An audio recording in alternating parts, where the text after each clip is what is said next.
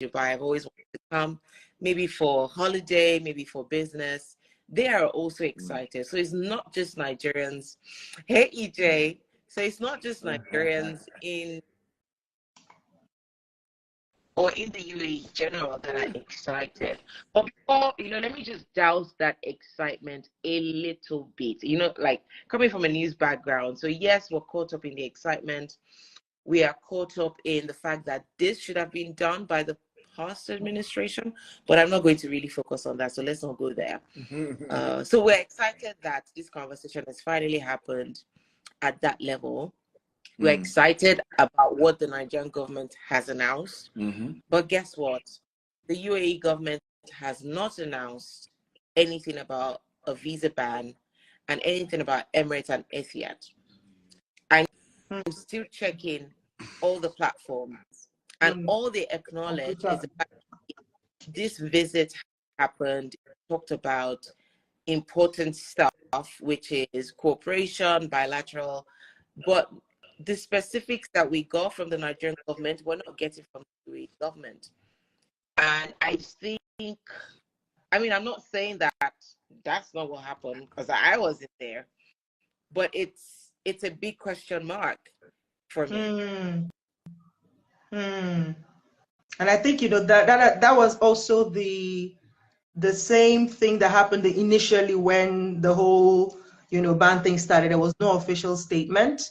So it was like, what's going on? This party is saying yes, this other one is not saying yes. What's going on? So, but again, as the people that we are now, we love to be very optimistic, and we're really fingers crossed. It's been like, oh my God. So this is a breath of fresh air, and we're hopeful, that this is come to stay. And it's going to mean it's going to change a lot for a lot of people over here. So well, let me increase the tempo, right? So I'm of the opinion that you can go ahead and celebrate, and I'll tell you why. Because a lot of Nigerians think the issue was only the bad behavior of Nigerians, but it wasn't. There were a lot of issues. The first was that Etisalat was kicked out of Nigeria by the past administration. In fact, rumor has it that the former Attorney General bought Etisalat for himself. It was that bad. Now, you now have the Centenary City. Centenary City was a joint investment between, was still Abu Dhabi as well. That's why the move was an Abu Dhabi move. That's why President Tinubu was smart to have visited the president and go to Abu Dhabi direct, because most of those things hit more of Abu Dhabi investment. I think the Emirates one was the only one that was directly Dubai. So you then have the Centenary City. Now Abu Dhabi real estate company owns 40% equity of that project. Again, in fact, I know the lawyer of that particular project. He was hired in Dubai. He's a Nigerian, as a lawyer, then sent to Abuja to then, be their rep. He had to leave Abuja. He was telling me today they will bring soldier, tomorrow they will bring police to meet them in that Centenary City. Right, next tomorrow they will bring EFCC. They will say they heard that some people were hiding money, and they frustrated them till they stopped work, and he had to go back. In fact, he said at some point he had to start trying to lobby the government. He was telling me an official, I'm not going to mention the name, practically told him he has to pay 200 million to even have access to Buhari, to help him intervene on that matter. So then you then have the final straw. That's aside the Nigerian behavior in Dubai, right? You then have the final straw of owing them. I think Emirates was owed over $80 million, right? The CBN insisted that they must be charging Naira, and people should be able to use Naira to pay. And they had to agree. That was a long, argument, but later they agreed. The CBN agreed that, okay, we will then be giving you, you can then swap whatever Naira you've acquired, right, from your clients that were paying you for tickets. then you swap it for dollar, you can repatriate it back to your country, only for that money to keep piling and piling and piling and piling, and nothing was done. Then you also had the former Minister of Aviation, who, I don't know how he got himself, the Middle East also have their own politics. You have the Qatar and the UAE politics, which was recently resolved during FIFA World Cup, right? So I don't know how he got himself entangled into that politics of Qatar, and so it was almost like doing everything to favor Qatar. In fact, if you talk to a Nigerian official during that war, you'll be hearing issues like, but Qatar comes to Nigeria, but Qatar doesn't have an issue, right? Almost as if like it's a fight, it's a bridal thing. We favor one versus the other. So you had that aviation issue as well, reciprocity of okay, we only give you to come to Nigeria maybe once a week or twice a week because you're also not giving airpiece. They just had all those nonsense. So the point I'm trying to make is that to end that issue wasn't just a move by UAE government. I don't know if you get my point. There were a lot of things that the Nigerian government has to do on its own part. It includes, like I said, the centenary city, resolving those issues, paying Emirates Airline their money, giving them free access to come in at whatever timeline they want to come in. Do you get the point? So it's good that Nigeria has shown that level of, hey, from our part, we're ready to give you everything. Your airline can come in, right? And from their own part of the issue, you could see that Nigeria is just trying to play that. And I think you could see a lot of humility in the way President Tinubu approached, the whole situation, which was also lacking in the last administration. And you can't blame Buhari. Buhari was president when the former, president of UAE was in power, right? When he was military head of state. And those things get to Buhari's head a lot. Like you guys are, the sons of blah, blah, blah, I've known your father. In fact, I remember saying when he came for, do you notice when he came for, what's it called? The Expo. The Expo. Did you notice the picture of him and Sheikh Al Maktoum? I don't know that you noticed the picture. If you understand body language, you understand what's going on in that picture, right? You go look for that picture between Buhari and Sheikh Al Maktoum, right? So there's a lot of that, and I think I can assure you that UAE government, I've spoken to a few people who are also in the government. They are not really, it's not a case of we have anything particular, you understand, against Nigerians or anything. It's not really the case. It's the case of, first of all, your people are badly behaved, but your own government are not even helping. In fact, one of the officials told me that some of the government officials say, yeah, they should come back to Nigeria. So I think you can rejoice. I can assure you that definitely, at least from some very high level intel I have, this is over. And I'm talking of some of the people who have spoken to in the UAE government now. That's exciting because, as you know, I wear several hats. Mm-hmm. So I don't know which hat should be predominant. If it's my journalist hat, if it's my entrepreneur hat, if it's my founder road to success hat. But I think whichever way, it is exciting. Mm-hmm. It is exciting. Again, just piggybacking off what you said, the body language, the showing up and having these conversations. We do know that the last administration, the president did come to the UAE at least twice, did meet the president of the then, president of blessed memory at least twice. And we don't know if this conversation was ever had or if it was just, hello, hi, how are you, and how is government? So the fact that we're seeing this visit and even the way it happened, it's like, listen, from India were just going to turn up. We don't know how long it was planned. We don't know if they met in India and then it's okay, you know what, let's just, we don't know that. But what we do see is our government saying we need to address this, showing up, and then even letting the world in on conversations that they had. And I think that's a plus. And I think that if the last administration had maybe done that, we wouldn't be where we are today. Because yes, people say, you know, Nigeria is giant of this and that, you know, they shouldn't treat us like this. I will always look at it from a people angle. And yes, I do understand the politics and how when it comes to government, when, you know, as they say, when two elephants are fighting, whoever is on the grass, sorry for you. I get that. And I get that there's also collateral damage. But I'm a people person. I'm one who would not discount the life of one just because. Yeah. Right? I'm a storyteller. So I'm going to tell that one person's story. Look at the number of people who have had to leave the UAE in the past 2 years. Businesses crumbled, families, you know, just thrown, you know, their life out of balance.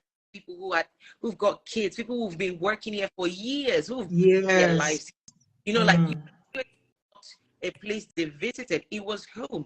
I heard of a story of someone who had lived here for 17 years, and because of the work permit issue, that was it.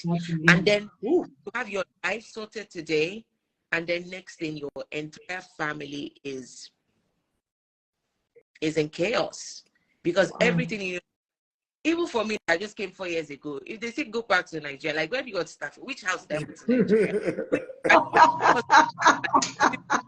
Thank God. But imagine like an entire family having to leave the UAE just like that. No plan, no agenda. Just like, listen, we have to be out of here. Where do you be?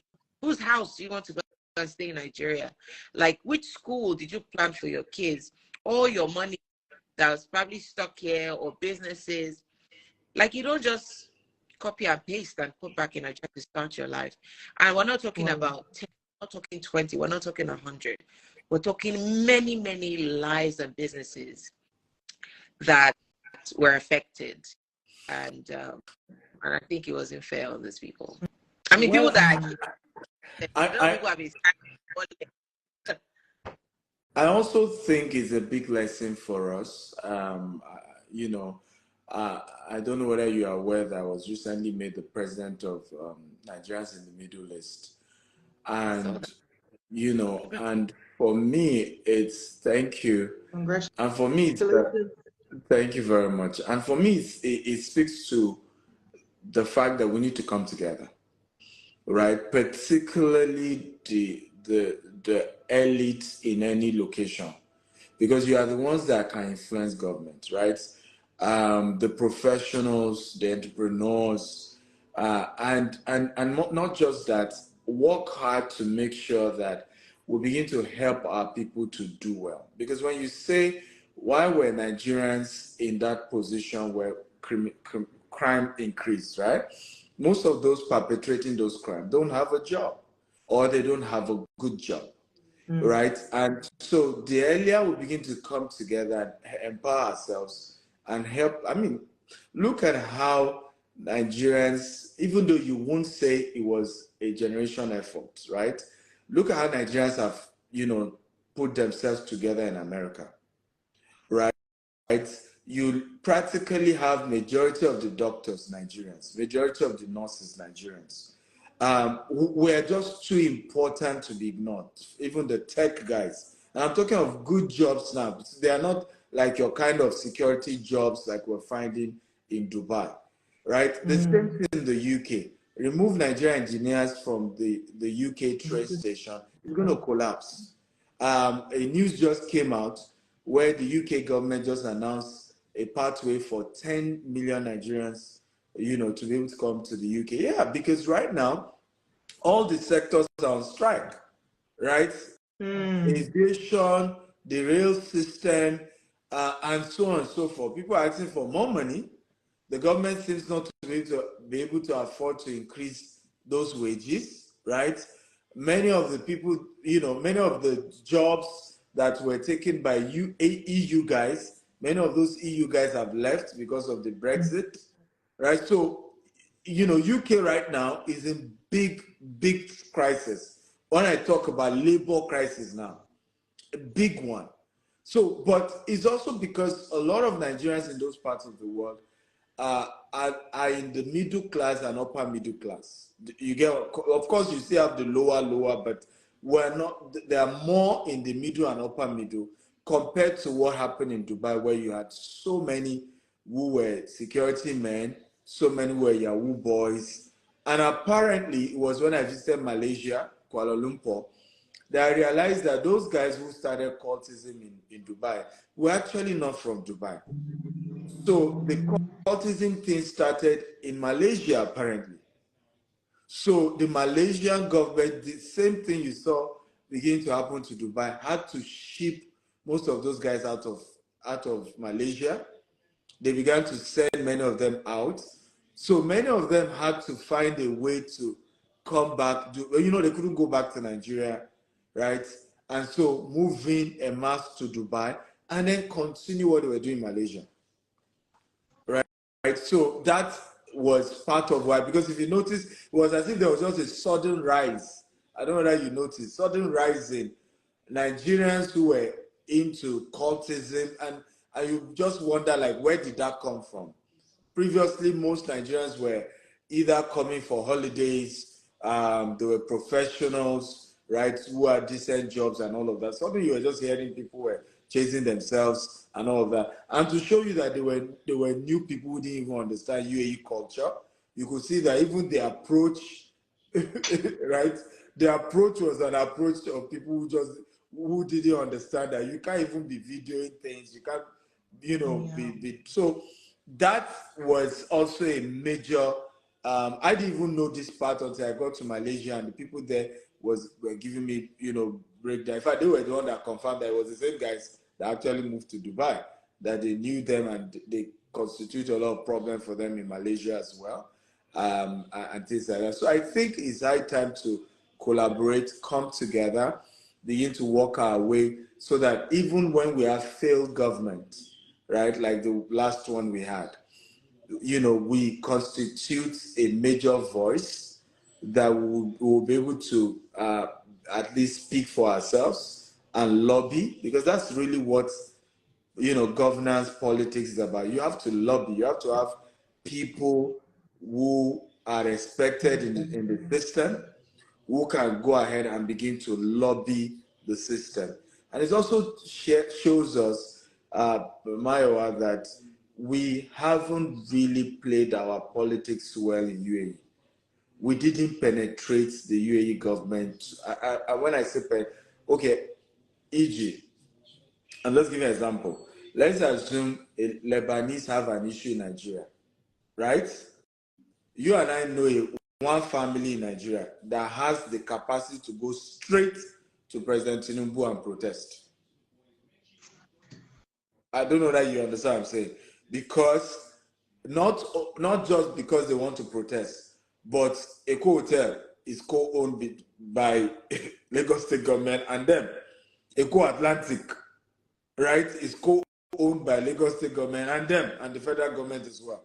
In terms of mega projects, you get my point now, where these people alone can sit with the government and say, for the sake of our relationship, right, kindly consider my people, right?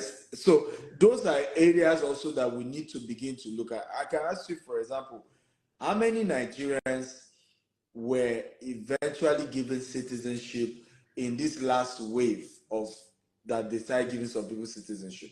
We had many Indians, including the owner of Shoba, that got it. We had owner of what's it called, Tiger, I think they were from Syria, that got it, right? We even had Kenya, right? Prince Omena, Franklin was telling me of a Kenya guy who was his boss, who was given, right? But we don't even have one Nigerian. So, what do you guys think? I mean, I get it, and it also boils back to consolidated efforts. Just as I mentioned, a lot of us work in silos. Well, I'm not guilty of that. Exactly. We work in silos. We were bringing people together, but I digress. A lot of people working in silos and doing their own thing in their own corner. A lot of people who are quiet. You know, they're movers and shakers as well who are Nigerians in the country.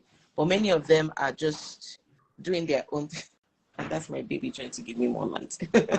So I don't pull the It's like, your attention is needed here, woman. So, you know, people need to come together, because as we've seen more than ever before, that eventually whatever is affecting people that we feel like, oh, I'm not part of them, eventually you affected everybody at the end of the day. So we all need to come together. But on the flip side, I think that we haven't had as many years as well. The entire UAE is just as many years. The entire UAE is like what, 52? 52? So when did we start building as Nigerians in this country? So I think that as compared to any other part in the world, we haven't had enough time to, you know, do what Doctor is talking about. Again, we haven't really made effort, but I also think that we haven't had as much time and impact. We're still coming up.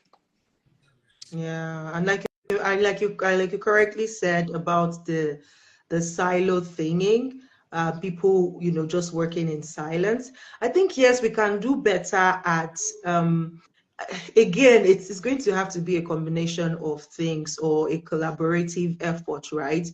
Because the thing is, you know, one of the reasons people run away from, oh, let's do this thing together, it's still the same reason people like, I don't want trouble, let me just be on my own. Do you get? Because when there is a concentrated number, there is just a way that they're being treated, or a way that is, you know, so a lot of people are like, please let me just, you know. But I feel like it's going to be, imagine if there was a system whereby when people come in, there's, say, from the consulate or from the embassy, there is like I don't know, more like an what is everyone doing? You see your cameraman. It knows media work, I beg. It's from inside the womb, because he knows the assignment. Say, mommy, you need light. Right? Imagine if there was a way to integrate newcomers. You know what I mean? Like, oh, you are coming here, this is how it is. If there are bodies that kind of put people through, or what exactly people should look out for, like you talked about the other time, Doctor, talking about the culture, understanding what the culture is like, and how people can, you know, successfully just integrate themselves into the system. It becomes like a pathway to settling in and understanding how things work. You get? But when there is just like different information, and we also have a culture of not knowing the information from the source, we are so quick to having like third or fourth party version of the story, because we are afraid of getting it from the source. Number one, the people who are there are also gatekeepers. So you see people who have first-hand information are gatekeeping the information. Then the people who do not have it are like third parties. So you hear somebody say A, by the time the fourth person is hearing, the A has already turned to Z. So again, I feel like if there are bodies, or is a system of that communion where they can be like, oh, you come into a space, you come there, there is a body, there is a place, there is, imagine if you go to the consulate now and say, okay, I'm new, we can't, I don't think we can even walk in. There's no body like that, like a body of what would I call it, a system where we can just walk in as a newcomer in the town to say, oh, I'm Nigerian, oh, I'm here, what are the things, what do I need to pay attention to, I'm looking for a job, or this is the kind of job I want to do, where do I, there is nothing of such. So everybody is just like hearing information from third party. And then, you know, even as simple as agency, travel agency, you get, they never give the direct information. There's always them say, this person said, this one said, this other person. So again, I think we can do better, and that's why honestly will keep applauding you, Mayowa. You've done amazing work with, you know, just putting out that information within the short period that you've been here. And it's really commendable with what you're doing with RTSS. And we are proud to support you. Well done, sis. Well done, well done. Let's plug. RTSS is coming up next month. We're talking about coming together. We're talking about getting good information, verifiable information, having access to the right people. It doesn't get any better than Road to Success. And one more thing I'd just like to add is it's not enough for people to say, oh, I see what you're doing is great. It's not enough. It's not enough to just from afar and say, oh, that's a good thing. Be a part of it, right? Be a part of it. Reach out and say, how can we be a part of this? How can we expand this? How can we? Because again, people with their only me and I mentality, it's not going to get anywhere. It's Absolutely. about, imagine that we have the biggest platform serving the African population where, you know, like we're building our people. The government will listen to you. They will see what you're doing and say, actually, something good is happening here. But if you're just sitting at your house, the day Road to Success is happening, you are not there, you are not supporting, you are not being a vendor, you are not sponsoring, you didn't even attend. You are not part of the solution. I'll just speak to you. And everybody will do what they can. So for me, it's always about, I'll do what I can. Yeah, there's like my ambitions are so high. And I just have to thank Doctor as well. Doctor supported us last year. Doctor, Afana, you know, you've said you support us every year, so sure we should bring our letter. I like that. Plug it in, girl. You know, I mean, you can't blame the girl for crying. But Doctor was amazing. The young man who won the laptop, I still see him, and you know, I just always say, you're lucky. So thank you, Doctor. Well, I mean, for me, I'm happy with Road to Success and what you're doing with that. But I also want to say good job to even Ejiro as well, our podcast and our contribution. I mean, I see you volunteer for many things, right? I think that we're having the right conversation about all of us being intentional in deciding to support ourselves. And and one of the things I had to do was an intentional decision that I wanted to be supporting others as well. It wasn't just about what I'm doing, it's about what others are doing. I think there are very few events that are notable events in UAE that we didn't support, like literally putting our money to help the organizers make it better. And for me, that's the mindset we need to bring. Even though I'm an event host myself, yet I will put in my money to support other people's events. And so we need to start thinking that way. We need to also, like Maya is saying, put our money to pay to attend events. It costs Maya a lot of money. I mean, the event is a fantastic. I mean, I was also a speaker at the event, even though I didn't charge you my regular $20,000 speaking fee. Doctor, so, we're getting there. It's part of the country. Do not find our and I know around the world, private jets, speaking to Road to Success Global. And I know this year again, if I'm in town, you want me to be part of it, and you don't want to pay my speaking fee. But honestly, the truth is that it cost my a lot of money to put that event together, and I saw the quality, fantastic, quality event.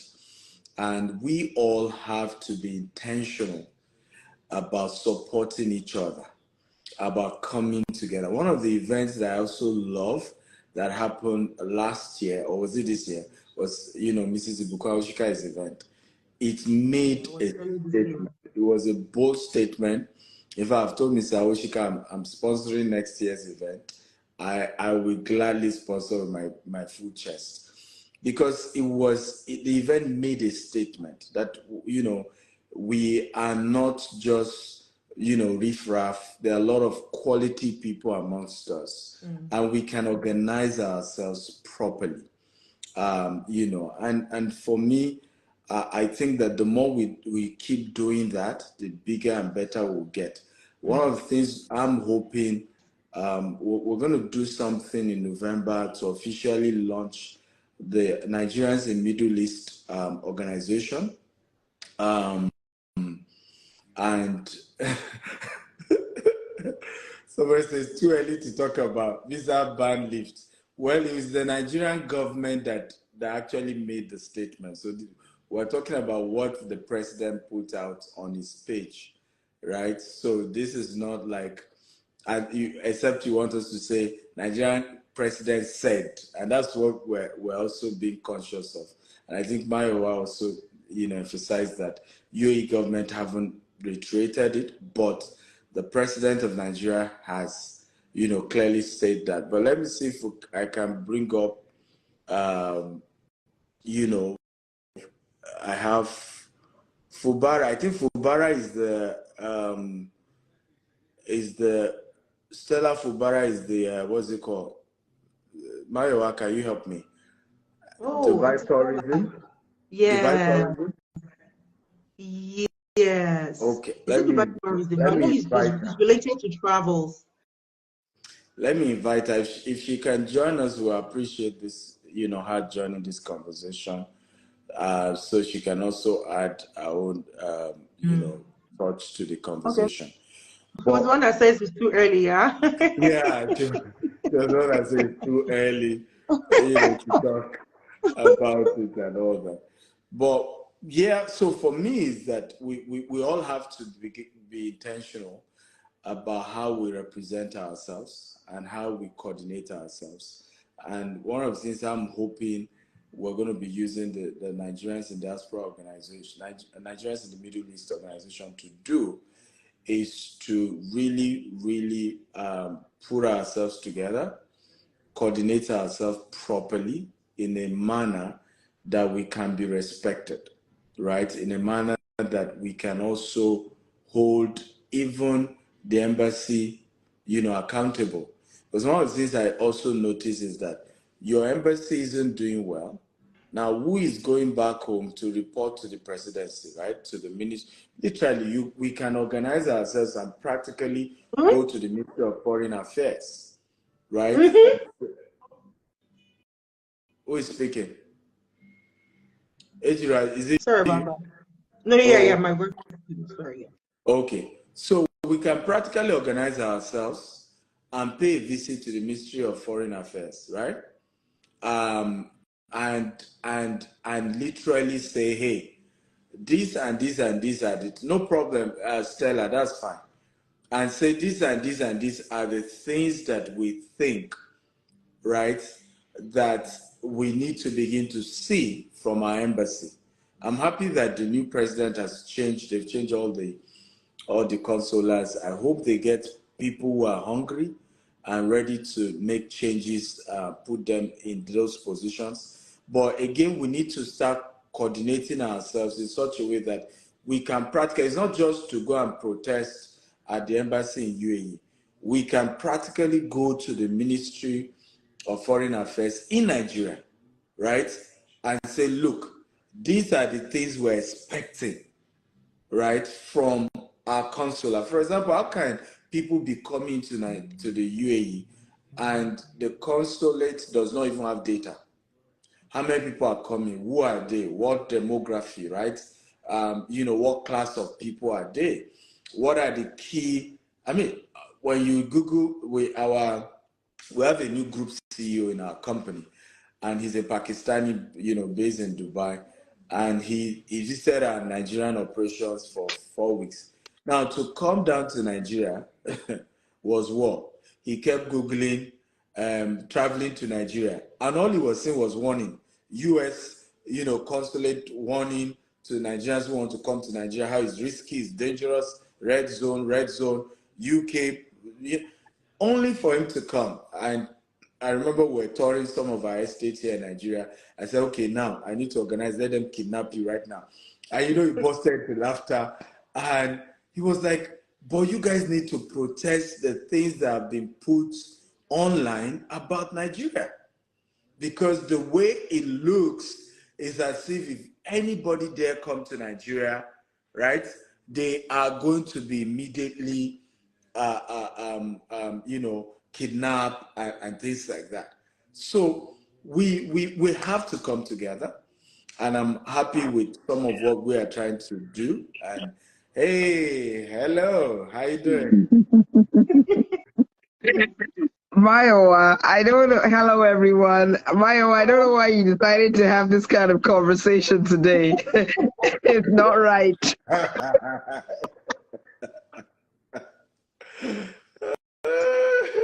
God.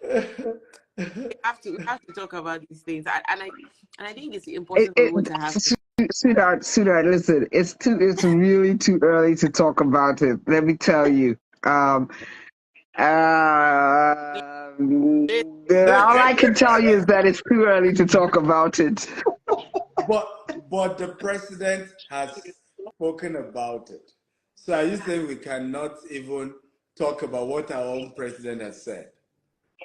Well, who told you the president said? No, and did they tell you? Wait, and did they tell you everything that was said in that meeting? Did they tell you about the conditions?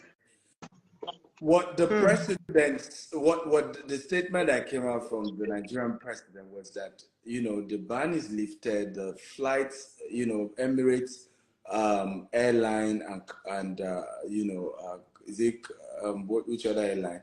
That Etihad has been lifted. Now, I believe, and that's part of what I was saying to Mayo and the team, that I'm very conscious of the fact that for the relationship to normalize, there's a lot that needs to happen from the Nigerian government, because a lot of these things actually, aside the Nigerians who were misbehaving in UAE, a lot of the issue actually started from the Nigerian government, right? You are owing airline $80 million. You have the Centenary City investment, 40% equity. You have the Etisalat, that practically had to, fold up from Nigeria. So a lot of those things were triggered by the way the last administration had treated the partnership, the businesses, UAE businesses here in Nigeria as well. So if they adjust from our end, right, Nigerian Aviation Authority allows the airline to be able to operate freely, right? The funds are released, right? All those things. Definitely, the other party is ready to reciprocate. So, I mean, I understand from the Nigerian president's statement to say this has been lifted, because at least from his own end, he's willing to take those actions immediately. And I said it that we have to give kudos to the Nigerian president for the humility, because he didn't go with the condescending attitude that we've seen with the previous government. There was a lot of humility, and the approach was very respectful. And I'm sure that's why, the at least there was a talk. Stella, at least there was a talk. At least a video was released that there was a talk, and it covered a lot of wide areas, right? Conditions or not, we know the Nigerian government is willing, to meet all the conditions that are in her power to meet. So we can still celebrate. Maiwa, you have access to some of what I have access to, and the media in the UAE is not reporting the same thing that the media in Nigeria is reporting. So that's why I said, everyone, it's too early to assume all is well. Absolutely. Something Auntie said really inspired. I was saying saying that something that you had said on that platform that we both belong to had, inspired something I'd said on TV, and they asked me, they say, oh, how soon do you think that all of this? And I'm like, listen, what I think is not what's important, right? People want to see action. People want to apply for visa and say, Habibi, you're coming to Dubai. And then with the whole Emirates and Etihad, listen, no one's going to jump on a flight tonight. So when we talk about immediate lifting and blah, blah, blah, and nobody's jumping on a flight tomorrow morning or tomorrow night. Nobody's jumping on a flight this week.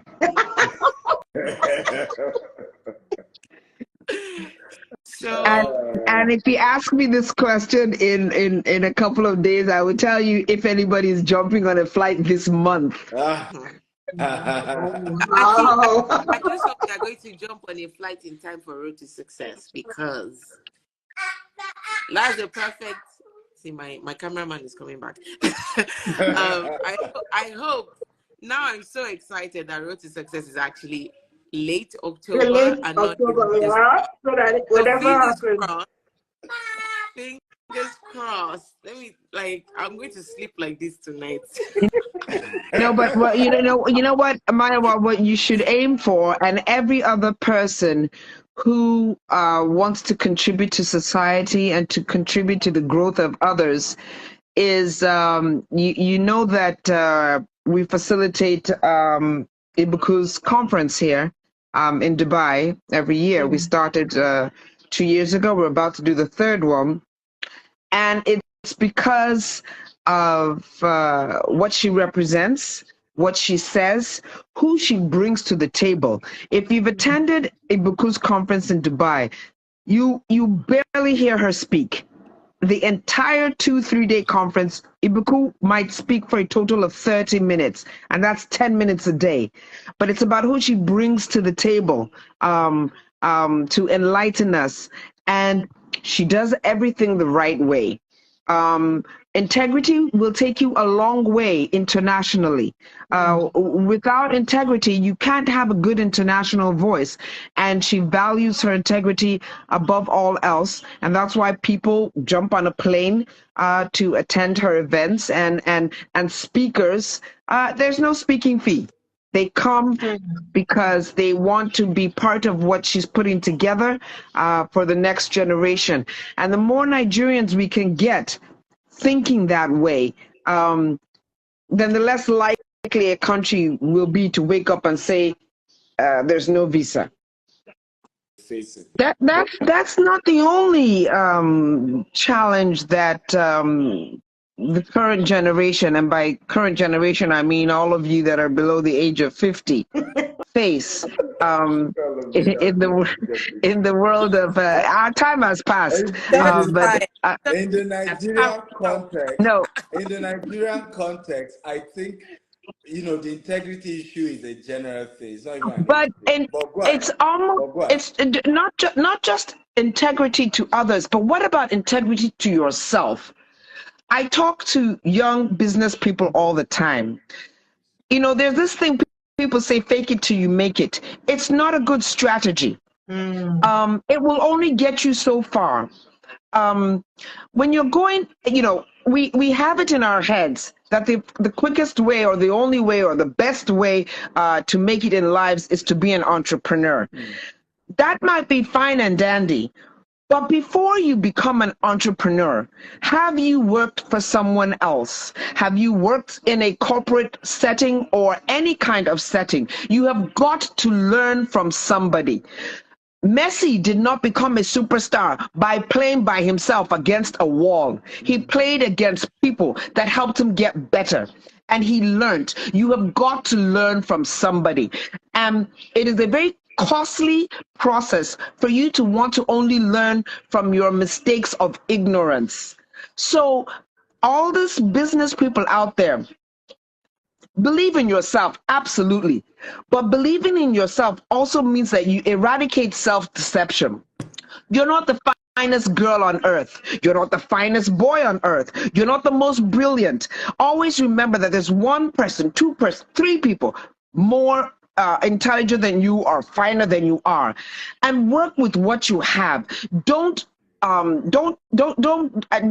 agree with the fake it till you make it. Yes, there are always miracles that happen, but let me tell you something, nothing replaces hard work. Are you reading? Come on. Artificial intelligence is there. You want to learn how to bake a cake? Go to ChatGPT. It will outline for you how to bake a cake. Are you doing the research necessary in your field before you jump in and decide you want to open a business? This is turning into a masterclass. But and this is why I don't like to jump on my OWASP programs. And honestly, thank you for that, because you hit it, right home. And this is really spot on. It's important that people know that nothing great starts big. I often say that only the great starts from the top. Everything great has taken time, to become what it is. And I think the issue is, and somebody was interviewing me, was on TV yesterday or so, and yes, it was yesterday, was for a TV recording. And I said that the problem also is about the parents, because it's easy to just point and say, young people are not patient. But I remember in the days of, I met a little bit of that. In the days of our parents, when they got a job and they went to their own parents, the first question they were asked is, "Not your melity was she?" In other words, remember the daughter or the son of who you are, right? They were not going to ask how much is the salary. They were not going to ask, what what's the status. Today, an average parent will ask their children, how much is your salary? Who are they? I hope they're going to take good care of you. So the values are being lost from the family level, right? And it's easy to just look at the younger ones and say, oh, you are the problem.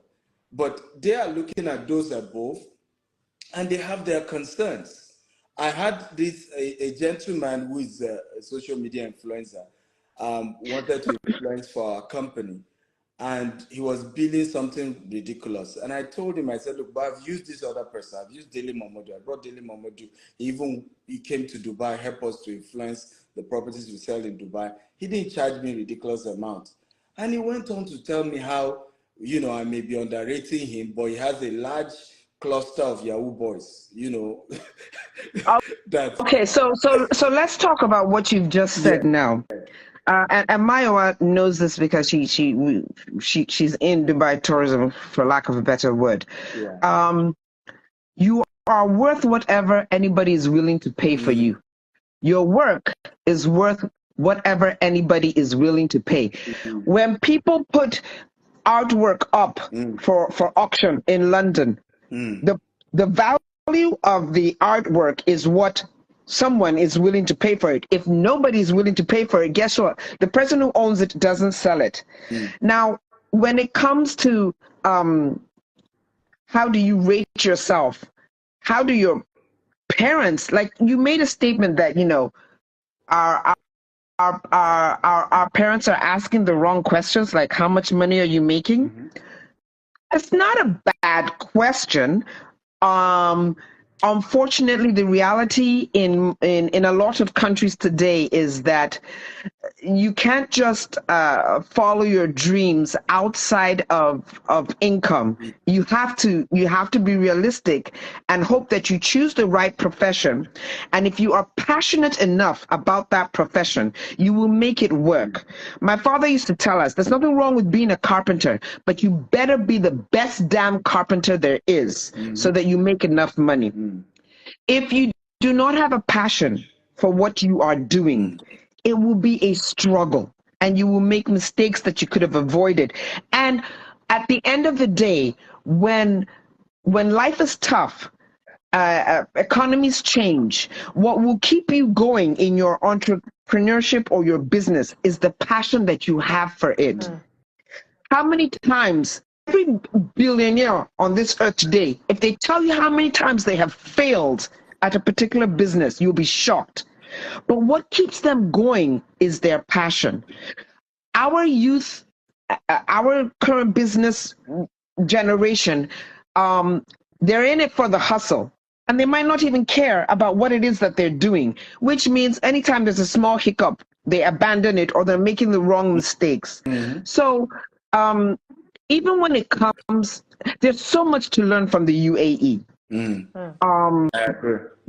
The way the leaders treat their people. The ruler of Dubai does not go around Dubai with any police blockade. He walks across the street like everybody. He shows up at the mall randomly like everybody. And why can he do this?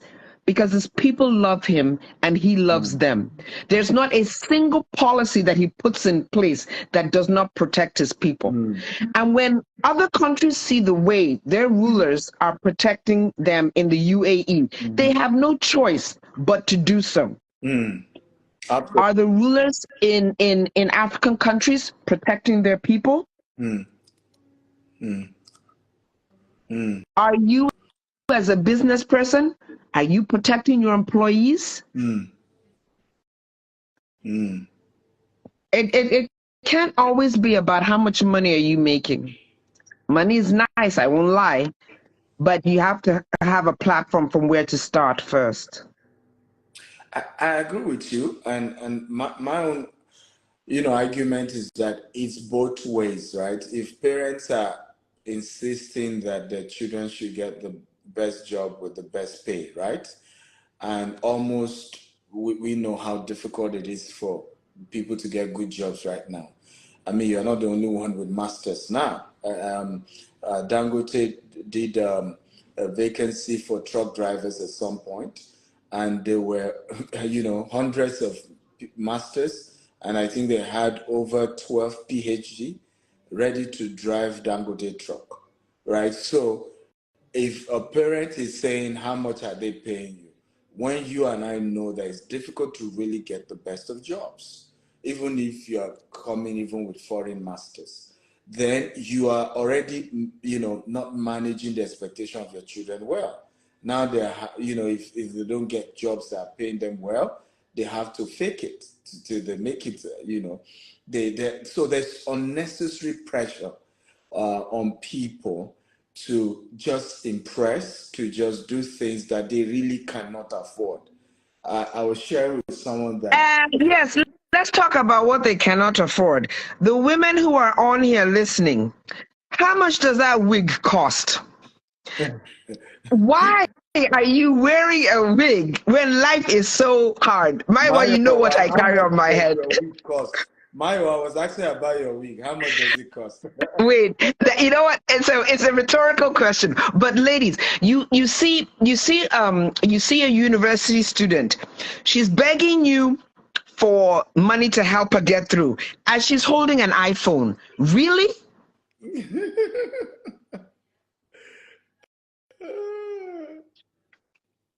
So I don't know if they realize, man, you know what? Pastor Paul of the House on the Rock, he has talked about two things quite a lot for the last probably 2 months. And the first one is anti-fragility. I don't know if you guys follow House on the Rock, but you should look at some of, y'all are laughing about the wig comment. I'm dead serious. Don't buy wig for 1 year and see how much money you save. Anyway, back to Pastor Paul and anti-fragility. On this, Stephen, I will agree with you. We parents have raised our children to be fragile. We have protected them from the realities of life. So the anti-fragility that Pastor Paul has been teaching about in House on the Rock, our children don't have it. The adults don't even have it, which is why if you don't have a job for 1 month, you can't feed. We need to start, those of you who are young parents, please Google the anti-fragility session from Pastor Paul. It's on YouTube, and listen to how he talks about how you can prepare yourself for tomorrow, how you can be strong. You can't be fragile anymore in this society. It's in this economy. It's brilliant. And I am guilty. I mean, the way I raised my kids, can they handle what we handled? We laugh when Bill Cosby used to tell his kids he used to walk 5 miles to school in the snow with no shoes. That's a reality for some people. And that's what we talk about when you're anti-fragile. It means that the first hiccup that comes does not break you. Wow, powerful. So it's on YouTube, because I think all of us should watch that on YouTube. So on Pastor Paul's personal page or the church page? It'll be on the church page. I mean, when I can never reproduce how Pastor Paul did, but for 3 Sundays, if not 4, he talked about being anti-fragile. You guys, life is tough right now. You need all the support you can get, and Pastor Paul treats the Bible like a way of life. It's not just like scripture. He takes it and he breaks it down to show you how you can become anti-fragile. You have to be, because like you said, Stephen, there are no jobs. So an anti-fragile degree holder has got to be able to go drive a truck. If you go to the Western world, 90% of the Uber drivers are graduates. Very true. That's what we're talking about, anti-fragility. Can you do what it takes? Can you pivot when it's necessary in order to jump over the hiccup, if you will? Wow. I mean, thank you for adding this to it, because I think I will go over it, and it's very, very powerful. And this reminds me of a conversation I had with, Tiwa Bello, when I was doing my photo shoot with her, and how she said her husband has to use keke napep most morning to take their kids to school, just to get them to be used to not waiting for some driver, and have all that, we're from big family, we live in Ikoyi, blah, blah, blah. And sometimes we're careful, we're scared, we're wondering, okay, if we use public transport, are they safe? Hope they will not be kidnapped. And some of those things are just, it's just our mind playing tricks on us, because many of us have lived maybe in Nigeria for years. Nobody has kidnapped you, but you're just constantly struggling to think your children can't cope. And unconsciously, we're raising weaker generation. Like somebody says that great leaders or strong leaders raise weak children, who then raise strong leaders, right? So it's like a generation where you hustle so hard to get to where you are, and then you hustle so hard to get to where you are, and then you protect your children. You make them fragile so that they can't hustle the way you did. We're all guilty of it. We all want to give our children things that we didn't have. But when you are doing so, who are you impressing? Why are you doing that? Of what benefit is it to them? You want to drive the latest car because your friend is driving the latest car. Your friend is driving the latest car because he got it from his mother or father. He did not pay for it. Guys, when they say cut your coat according to your size, it isn't a joke. Don't borrow money to be what you are not, because you are only deceiving yourself. You're not deceiving the person next door. You are deceiving yourself. Do not borrow money. How do I want to put it? Don't borrow money. If what you if what you are looking for is actually that someone should please help you out, be honest. Don't tell them lend me money, because you have no intentions of paying it back. Even if you have the best intentions in the world to pay it back, what is in place to pay it back? Guess what? I never lend money to anyone who tells me, when the contract is over, I'll pay you back. Zippo. I will not lend people money on a contract basis. Anything I give people, I have to condition myself in my mind that this is something that if I don't get it back, I'll be okay. Exactly. Powerful, So when you are going to ask for help, position it as help. Don't tell somebody, oh God, please, I just got this contract, but I'm looking for money to fulfill the contract, and when I get paid, I'll give you back. Red flag. No. Tell them, I got a contract, I can't fulfill it. There's no guarantee that you're going to get paid. We know how business works. If you have been carrying yourself as a person of integrity, people will give you money just to help you. Exactly. And I think the mindset of Nigerians have to change when it comes to investment. In the developed world, it's even criminal for you to say the word guarantee when people are investing with you, right? But in Africa, it's something that everybody's asking you. I need guarantee. If I want to, loan you money for your business, and I'm to get X return, you have to give me a guarantee that you're going to give me that return, and you're going to give me that huge amount. But do you know why? Why? Look at how you positioned it. They're asking for the guarantee because you're asking them to invest. Don't ask them to invest. Ask them to help you. That you're just trying to make ends meet and you need some help. Once you position it as an investment, of course they'll want a guarantee. But don't position it as investment. I'm not even talking about those who are just starting. Of course, if you're just starting business, it's just insane to want to start business and the first thing is a loan, because there's just no guarantee. But I'm talking about people who even have businesses that are already growing. But of course, you need liquidity to keep it growing and to keep scaling.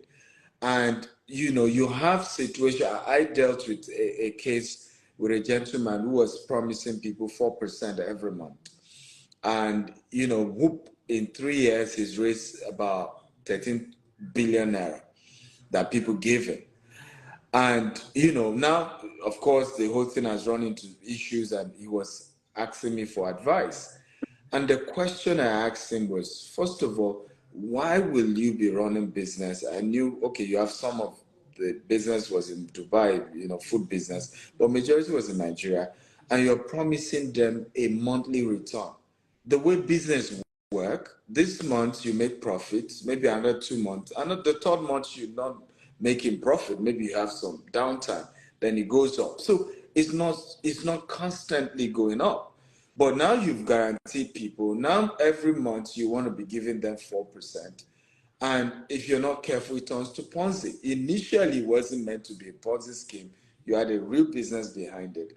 But the pressure to say, I want to give people returns, and then the mindset. And so what I'm saying is that both those giving and those receiving have to begin to work on the mindset. Why will you want to invest with someone and expect that every month they'll be able to give you returns? And then, yes, go ahead. Yeah. So one of your listeners in Kiru, she said it's not bad to take a loan, but what guarantee do you have in place to return the money? I'm not saying it's bad to take a loan. What I am saying is, when you go for a loan, who are you going to? And are you a person of integrity that somebody will feel good to give you, in quote, a loan, but in their minds, because of your integrity, they know that even if you do not give the money back, it's not because that was your intention. And like I say, turning it into like you said, turning it into a Ponzi scheme. Yeah. But that the business, for economic reasons, come on, it might have been COVID. You know how COVID happened overnight. Exactly. But when you're going, I just, if a young person comes to me today and says, hey, listen, I want to start a bakery, please, can you lend me money to start a bakery? I will not lend them money. I will look at the person. what they've been doing, that person's integrity, their lifestyle that they're living, and I would decide if I'm just going to donate money towards this person's dream. And that's it. Yeah, and if by any means necessary the person is grateful down the road and decides to return my money, so be it. So be it. But other than that, no, the loan thing, no, I'm not. It's a dicey thing. But we've digressed a lot, and I'm not sure that the audience that is listening here, they're looking for capital to do their business. What kind of business? Let me mention to you a gentleman in Nigeria. His name is Prince Tonye Princewell. He's a philanthropist. He was also involved in politics, and he stepped out, and he's involved in a lot of businesses. And he makes it a point of duty to recognize young people that have a vision that he wants to help get to the next level. So prior to this UAE challenges with Nigeria, he ran a program where he asked, it was strictly for university students, and he said, write a paper about a vision that you have for business, a dream, something that you want to do to better society. Write a paper. We have a panel of judges. They will select, finalists. They'll interview the finalists, and those that wrote well and have a great vision, he did all expense paid trips to Dubai twice before the COVID. Now, he set out to do 10 people each trip. He could not find 10 university students that could write on a topic in English that could be read, and the vision was great. It was a sad eye-opener. You can Google him. Princewell Trust. You guys check it out. I'm sure that now that he might be doing it to other countries, but follow him, and whenever he has these ideas or these competitions, get involved. It was so skeptical in Nigeria that when he ran the first competition, most people thought it was a scam. People thought he was into human trafficking. It wasn't until the partners came out and spoke that they believed it, and yet he could not find 10 university students who were graduating or PhD, couldn't find them in order to reward them and bring them to Dubai. He's done it twice, and neither time has he been able to find 10. So guys, there are things in your hand, but you're unwilling to work for it. If you have such a great vision and a great idea, why won't you put it down on paper and get rewarded for that? You just never know. Absolutely. And I mean, you've given a lot of amazing wisdom here. Yes, Shiwoku, in Nigeria. Google Princewell Trust and Dubai in the same sentence, and you'll see what he has done. The faith that he has in trying to grow, and there are lots of other philanthropists who do this. I'm just mentioning the ones that had to do with the UAE. And it just tells you where our youth are today. They couldn't even take advantage of that. Well, I also think that with conversations like this, the mindset begins to change, because I can tell you that we run, our foundation run a grant where we give $5,000 to support small businesses. And I would tell you that we always get more than enough applicants for that, So, but what has also helped is that because I've always organized events that were particularly targeting young people, I think over time one has been able to get a cluster of them. So I can assure you that a lot of young Nigerians who are, who probably, I think I would love to work with Prince, because I have a lot of platform that if you push it there, he's going to get more than that 10. He probably will have to extend Our first, in January when we launched our $5,000 grant, we had over 2,000 applicants, for that. And that also requires a lot of, process. You can't pitch. We do Instagram pitch. You can't pitch the idea even on Instagram. We have a judge that is in the same industry as you are, who then eventually pick the winners. And we'll always get a lot of, applicants. So I agree with you that a lot of people mindset needs to change, but we all need to do our part. Part of it is, education like this, and thank you for joining this and sharing, because you can't blame some of these people for being the way they are. No, but Stephen, there's a lot of free stuff for the way we are. How many people listening to this call have mentors? Mm. Mentoring does not cost money. How many people avail themselves of the free conferences that motivational leaders such as Ibuku might have? Do you take yourself to go and sit down and listen? You are doing things in the UAE when it comes to property buying. Property buying is probably is not an easy thing if you are not risk adverse. The youth are going to look at you and not come to you to say, mentor me and show me how it is done. Like an open book.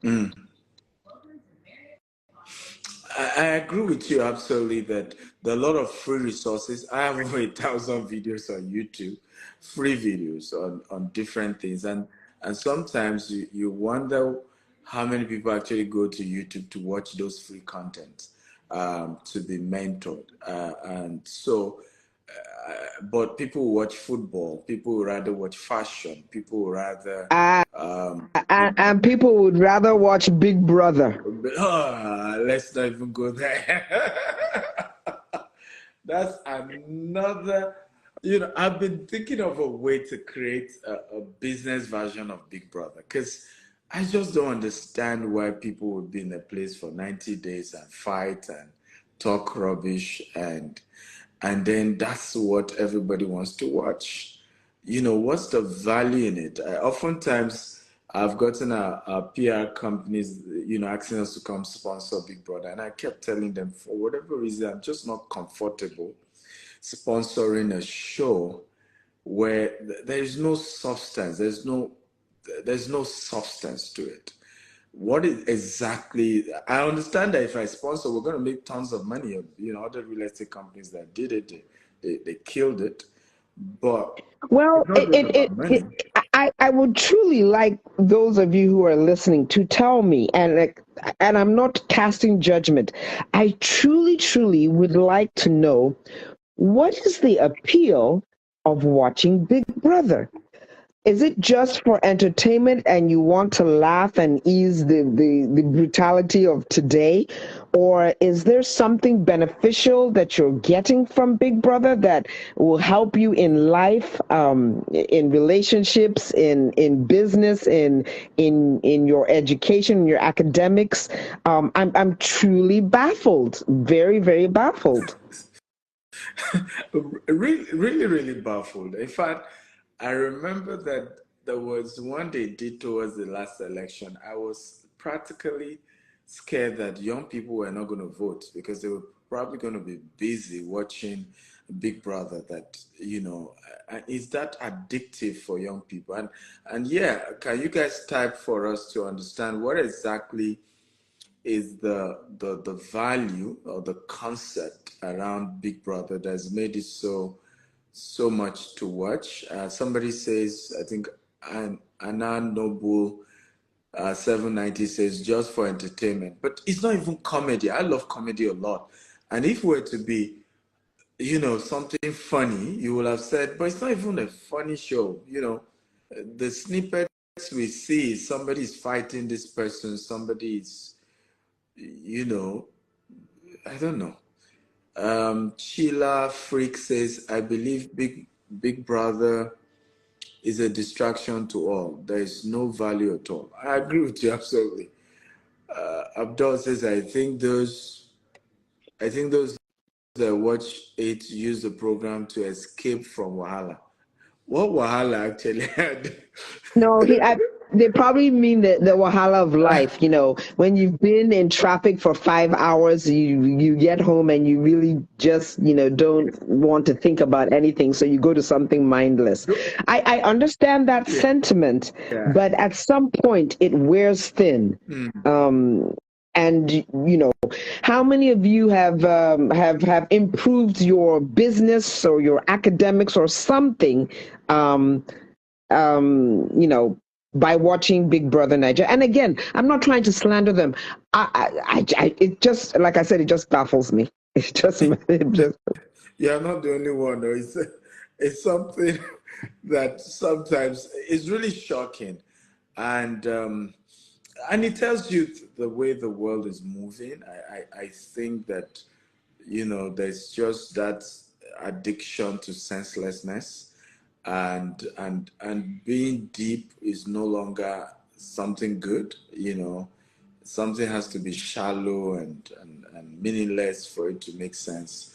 But I also feel, because I've seen reality TV shows that are business centered and they didn't trend. That's the issue. They just didn't trend like Big Brother. And you can't blame the organizers, because again, they need the view.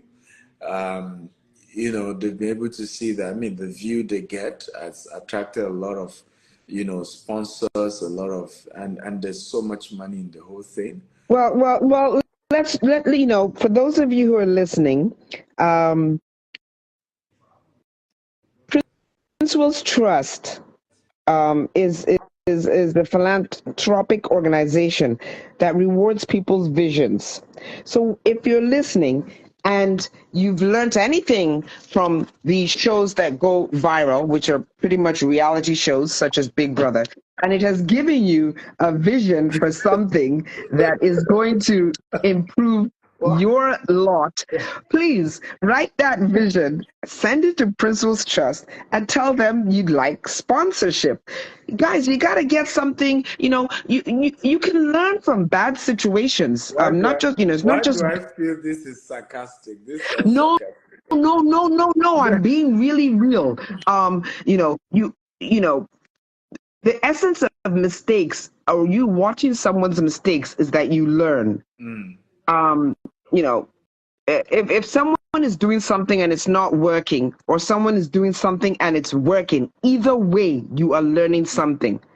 So, Mayowa, I wonder where you went. Please add her back, because I don't know how you and I became the anchors of this show when Mayowa jumped off. I just don't get it.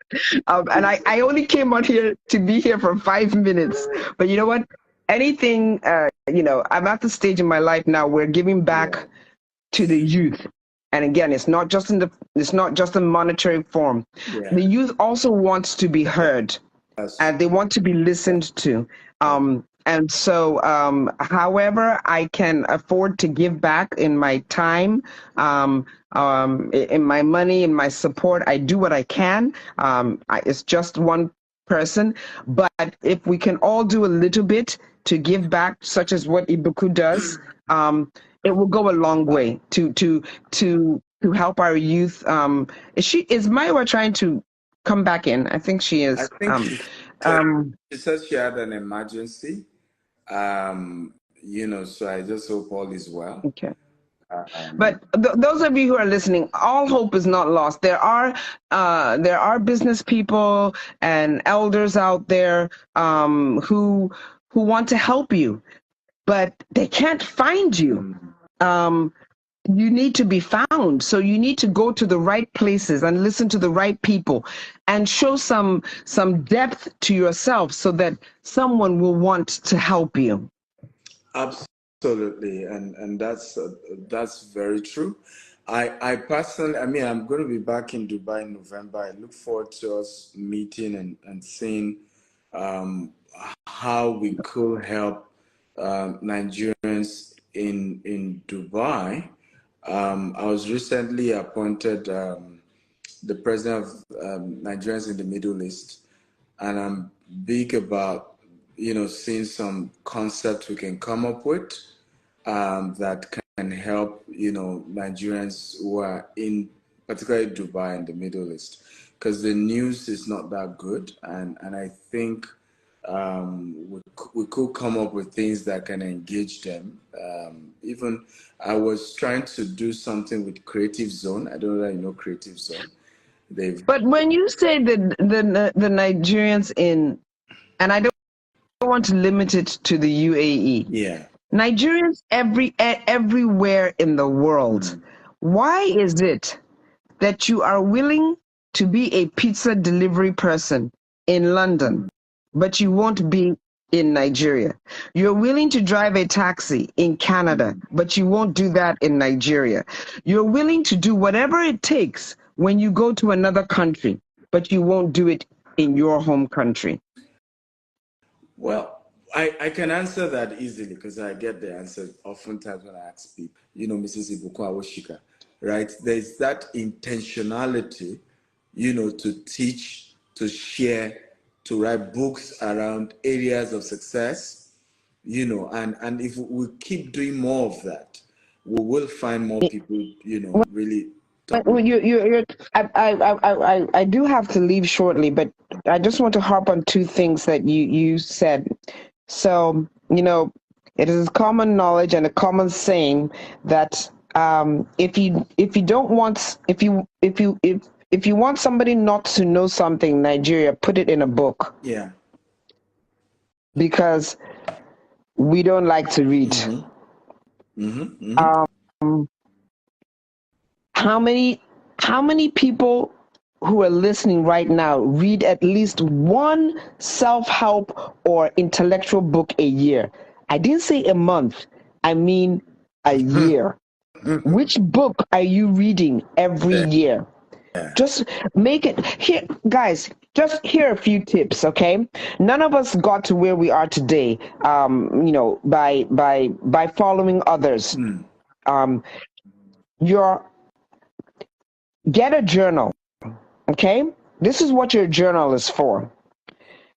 Every week, write down 2 or 3 prayer points, okay? Whatever religion and whoever it is you pray to. But as a Christian, I know what I'm talking about. Write down 2 or 3 prayer points and actually pray about them. And do this every month, and at the end of the year, go back to your journal and see how many of your prayer points have been answered. That's one. In that same journal, every day, write down at least one decision that you made that was good. I said at least one, but if you start doing this diligently, you will find yourself very focused on wanting to make good decisions. And by the end, by the 3rd month, you'll find yourself writing 5 to 10 good decisions that you made on a daily basis. And I'm telling you, a decision could be as easy as, I decided to wake up at 6 o'clock this morning so that I could walk 5 kilometers for exercise. I decided not to drink Coke or Fanta. Start writing down your decisions. Now, if you're really bold, at the end of the day, write down your bad decisions. And I said in a journal, and every month, go back page by page and look at your good decisions and your bad decisions. You're training yourself. This is what you have to do to get to the next level.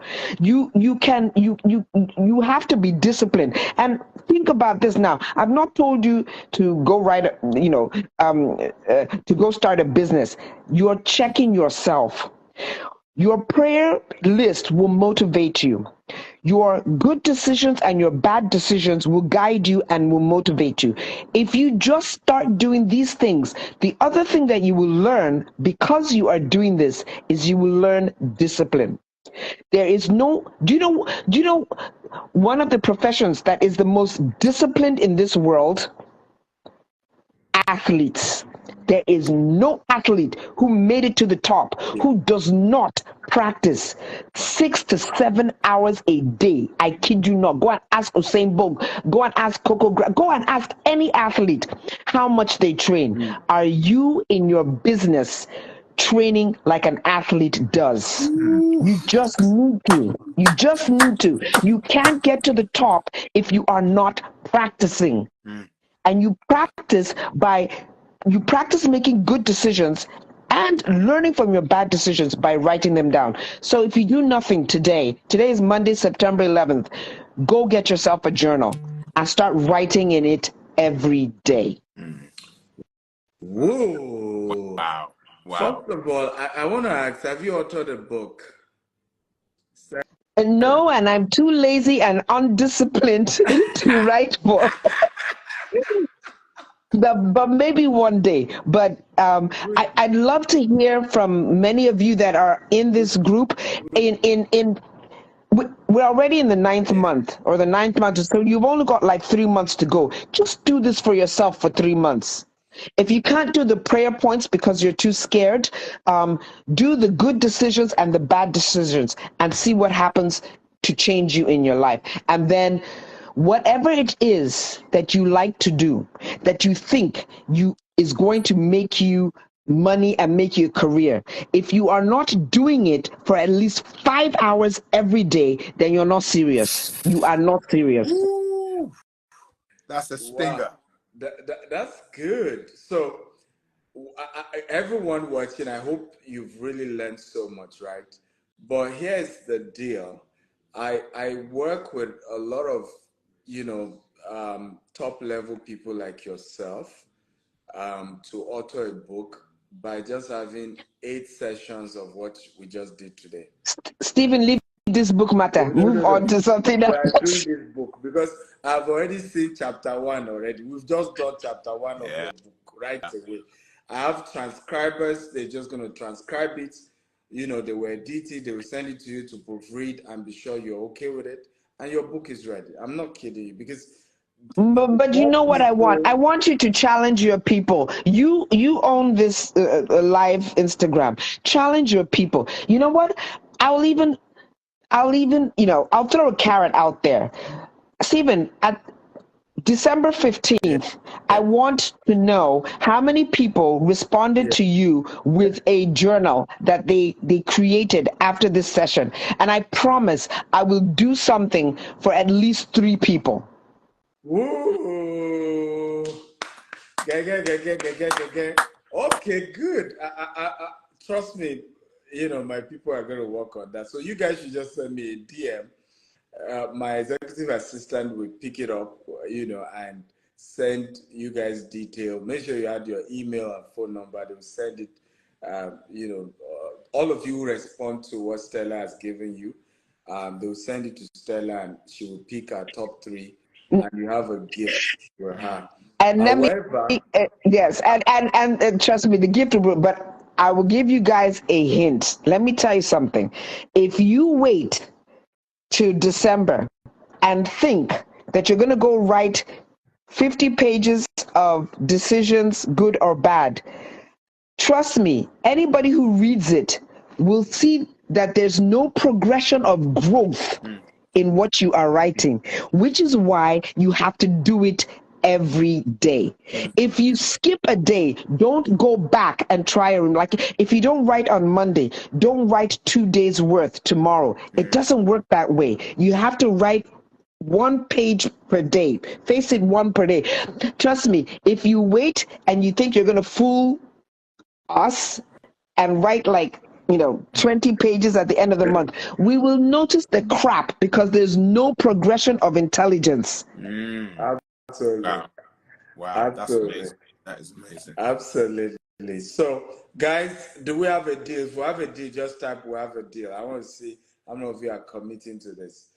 Okay, so Steve says challenge accepted. Okay, good. But Stella, I'm very serious about what I'm saying. We have a chapter already, and I will make this easy. Let me be your accountability partner on this. I charge for this, but I'm not going to charge Bye you. bye, network is bad. Bye bye, network. Stella, I'm Network not is bad. charging you a dime, but by December, we want your own book out as well. Wow. I'll get my team to transcribe what you've done tonight and send it to you so that you can see. So that as a sample. you are practicing what you're preaching as well, Yes. right? What's exciting me is the number of people responding. Let me tell you something. If I'm like this in nature. Yeah. If I said 3 people, but my gosh, however many people respond that actually have some soul and some meat in their journals, we will find something for you. Beautiful. Your journals will help us know what it is that you're looking for or what it is that you need to help you get to the next level.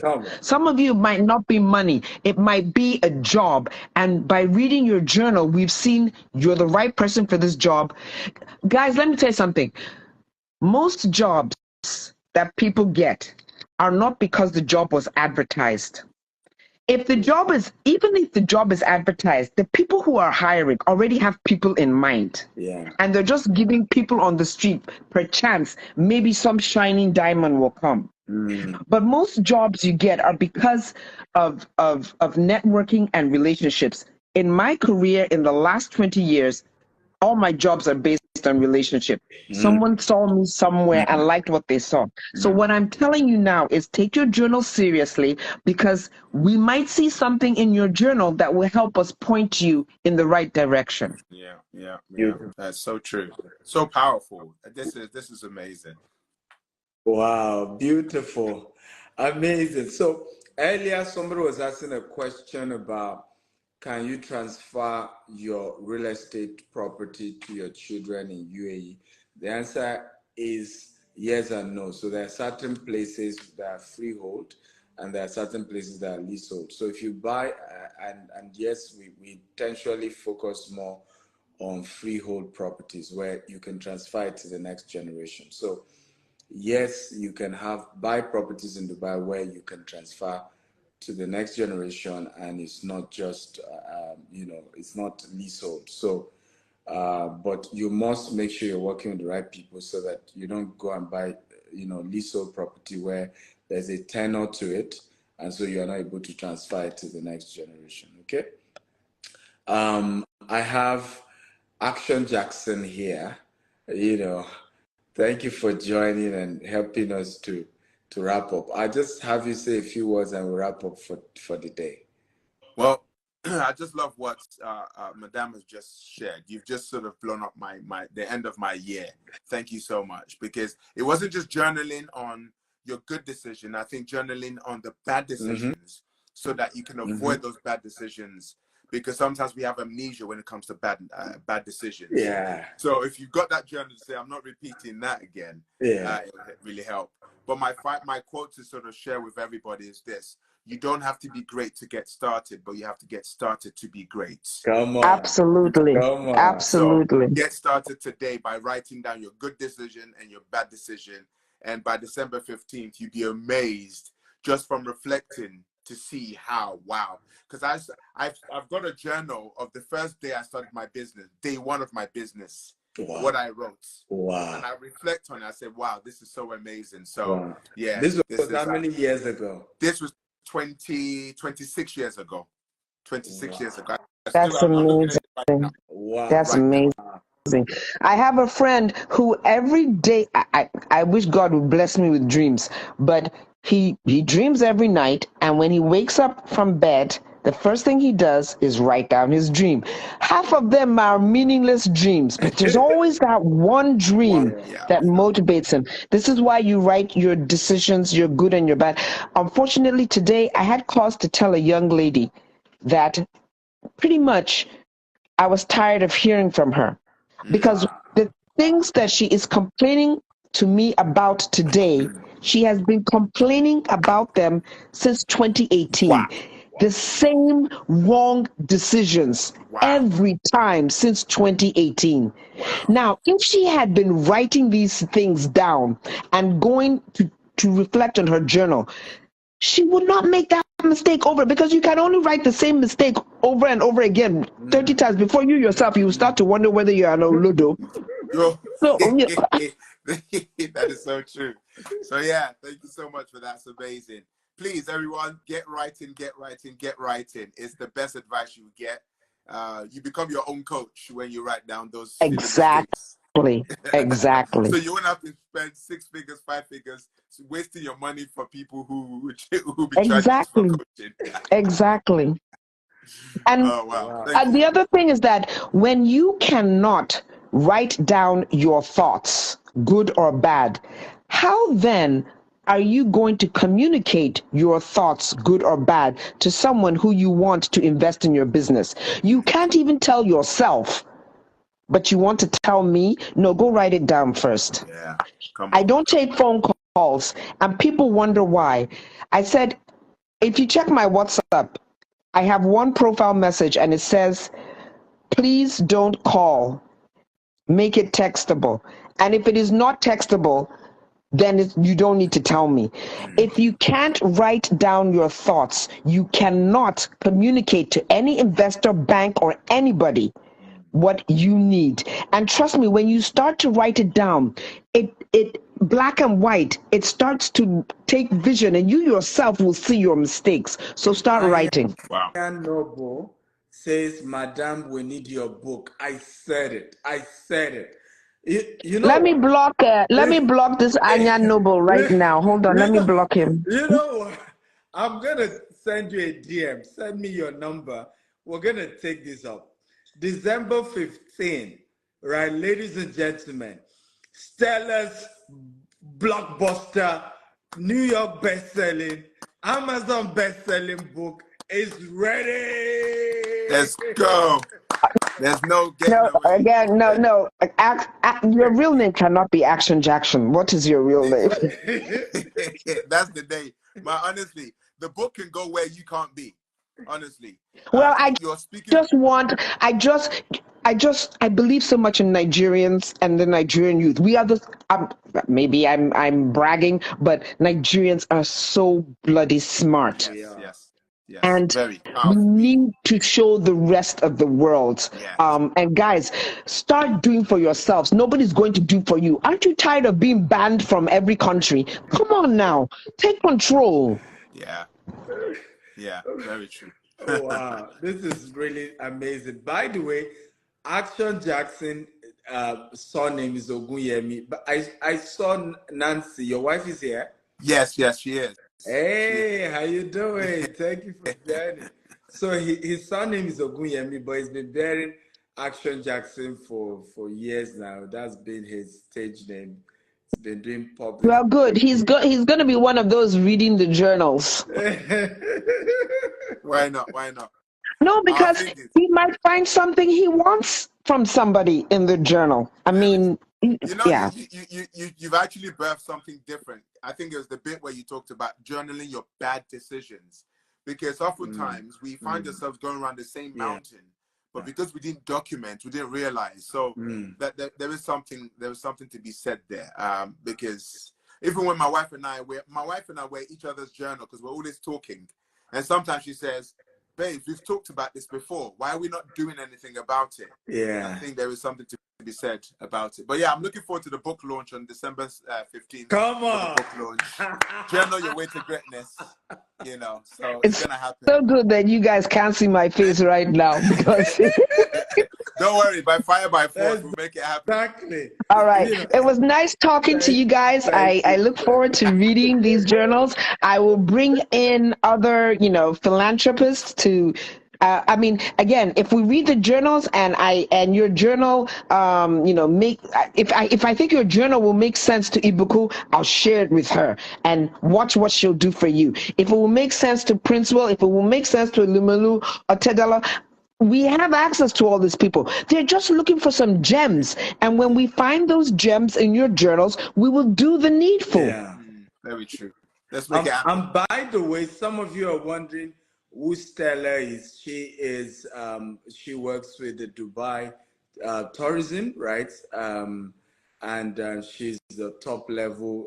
I mean, for me, when I heard about how a Nigerian is at that top level, you know, in the UAE tourism, and yet Nigerians are banned. I was like, you know what, we need to arrest Stella. You know. Okay, 1 second. Whoever Sean Dida 2020 is, the woman who is doubting the UAE ban, trust me, I know more than CNN. So please, when it comes to the UAE and decisions being made, and you know what? It's good that oh gosh, Omoni Oboli, please, Stephen, can you invite Omoni Oboli? She just joined, and I need to call her out on something. I'm sure many of you know who Omoni Oboli is. Omoni, if you can invite her, can you see her? Yes, I have seen. I've invited her. Okay. She's a fantastic example. Leave the fact that she's a superstar in the movie world, but she did not sit back. I'm in my. Oh my God! How do you do this to me? Stop So it. everyone, wait, listen, everyone, I'm sure you know who Omoni Oboli is, but hey, listen, I want to tell, I can only tell you a little bit of her story, and hopefully she'll just jump in. Omoni was known for her movies in Nollywood. She was an actress, or is an actress. She searched within herself and realized, I don't only need to be just acting. I need to produce. I need to direct. And every year she challenged herself and took it one step forward. I didn't know Omoni from Adam. I'm not a Nollywood watcher. Several years ago, she approached me and she goes, we'd like to do something with Dubai tourism. And I told her, the time is not right now. And I don't really know who you are, but I like how you're coming up. When the time is right, something will happen. If I'm lying, she'll jump in. Several years later, there was an opportunity. And I went to her and I'm like, are you still ready for this? And she said, yes. And she told me what we're going to do for you. She brought herself and her friends, Uche Jumbo, Chiamakmota, and I think I saw that advert. Yeah. And you talked earlier on, and I want Omoni to start talking, but you talked earlier on about, doing things. How do you rate yourself? What do you want to get paid? Omoni and her friends at top of the top, they came to Dubai, did what they did, and did not ask for a dime. They wanted to prove to Dubai tourism that we are the best and watch us perform. And in the history of influencers and celebrities coming to Dubai tourism, nobody has done what these Dubai girls have done. And consequently, we have brought them back to Dubai 3 times. We have not done that with any celebrity. I don't care if it's Prince Charles, Will Smith, whatever. We have never hosted 3 times. But Omani did not rest there. COVID happened, and she repositioned herself. She is a full-blown businesswoman now outside of the movie industry. And not only is she a businesswoman for herself, she is taking everybody who cares to join along the trip with her. So, Omani, I've talked enough about you, but I just want you to motivate the people listening into going into business for yourself in an area that you weren't even trained for. Thank you so much, Stella. Oh my gosh, guys. First of all, I don't even know what this is about. I just saw Kalane is live. I'm like, I'm there, right? So I joined the live, not even knowing what it's about at all. But thank you so much. You're my sister. You're my friend. Again, the truth is, yes, I didn't know her from anywhere. She didn't know me from anywhere. I just knew that she was involved with Dubai tourism, and I reached out to her, and she didn't even know me at all. And she said to me, okay, the time is not right. We're not doing anything right now, but if any opportunity comes, I will let you know. And she did, right? And at the time, I was like, you know what? This is not about money. Let's just show these people what we're about. The truth is, young people today, they put money in front of everything. You want to do something, the first thing you're thinking about is, what am I getting? How much am I getting paid? That's the first thing you're thinking about. And people, listen, People want to see value. Money follows value. Do you understand? Money will always follow value. So people want to see value. If what you're bringing to the table is valuable, the money will come. Wow. The money will follow it. I mean, we went on to do a lot of things with Dubai tourism. And yes, did the money follow it eventually? Yes, it did. I'm very happy and proud to say that. Right. However, when in the beginning I was like, oh, you know what, this is how much we want, this is how much we're going to get paid. If you're not paying us that, you know, our management, this or that, it won't have worked out. So the truth is, young people, please show what you have. Bring the value first before you start talking money. Nobody cares what you're selling, what you're doing, until they see the value.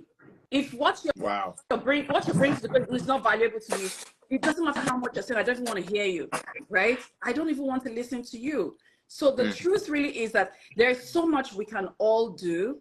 There's so much we can all be, but you know, we're so fixated on certain things. You know, I was saying to someone today, you know, she used to be my assistant, but now she's like my partner. We're doing so many things together. I was saying to her today, I said, listen to me, shit money, not the smell. Yes, so. Yes, so. Shit money, not the smell. What does that mean? That means, let's say I'm a musician, it's glamorous, I'm an actor, I'm this and that, and I'm making money from it. That's fine, it's glamorous. But what if I export crayfish? And there's more money in it. It's not glamorous in any way, shape, or form, right? But I'm making money from exporting crayfish. And there's a lot of money in it. If I want to go and buy a house in Banana Island, the person selling it is not going to say, wait a minute, where did you get the money from crayfish? Oh no, we don't want it. We can't take your money. They won't say that. They will take my money.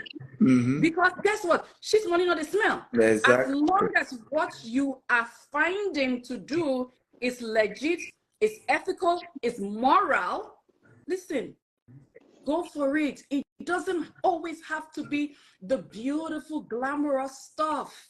Because sometimes, I kid you not, some people have more money than those beautiful, glamorous looking stuff. Very true. In the last couple of years, I'm not going to lie to you, I've made more money outside of the film industry. And this is me not just as an actor. I'm a producer director. So I have movies that bring in money every month. People don't understand. So a movie is like real estate. My projects, thank God, they were really good projects. They're like real estate. So if projects that I did 10 years ago, I still earn from them. Right?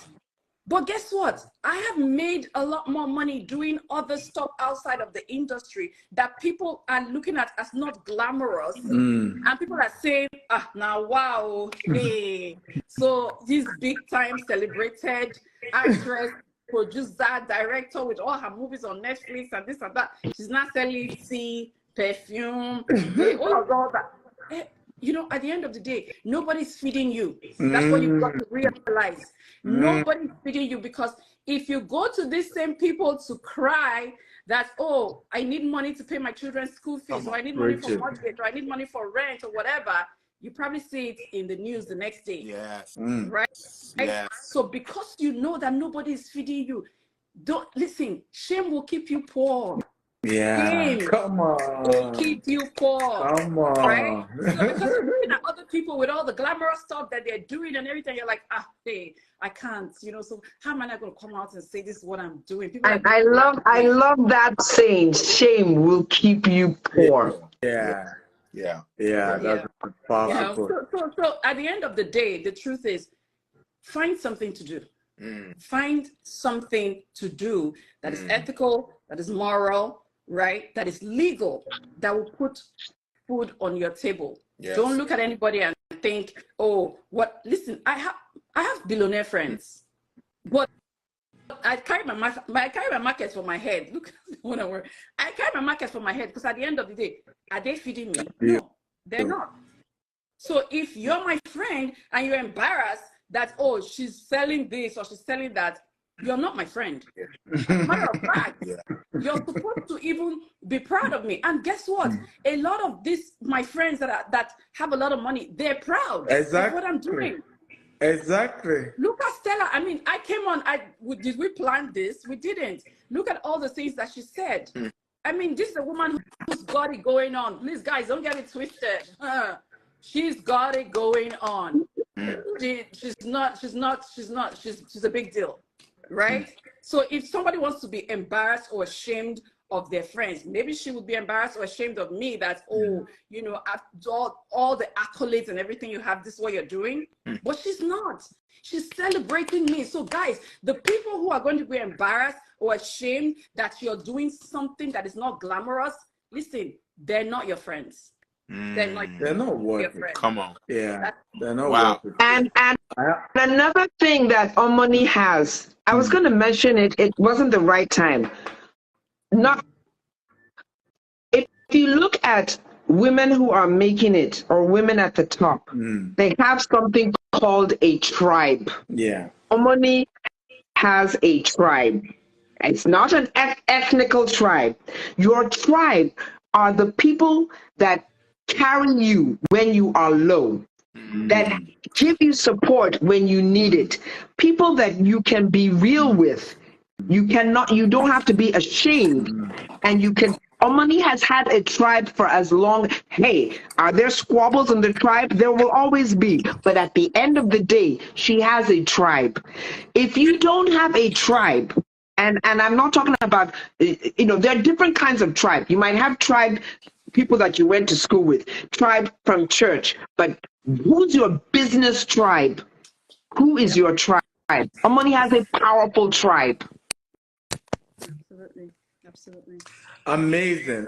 And by the way, I want to thank everyone for being part of this conversation. We can go on and on and on and on, but we'll have to put it to a wrap. But thank you for coming. I want to just ask Omani one question. Do you think that Stella ought to have a book by now? Yes or no?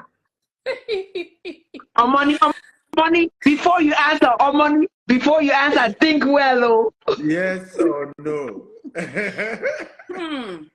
Okay, so, you know, later you can ask her in private the kinds of conversations that I've had with her. The truth is, Stella is a big deal. You know, there's some people who are so humble that in their humility, they almost forget who they are. You know, like, the truth is, she's everything she's purported to be and more, a lot more, right? So I don't know if a book is actually enough. Ooh, we're saying it's a movie? Is this what we're saying? It's a movie? Don't get me wrong. We can start there. However, Stella has such a wealth of knowledge that I think a course will be more ideal. Like, a book is, you know how you just read a book and that's it, you know, you're done. But I think a course will be like in depth. People can understand how, you know, it's not just business. It's like growing. Who knew about? I mean, Nigerians have been going to Dubai for a long time, right?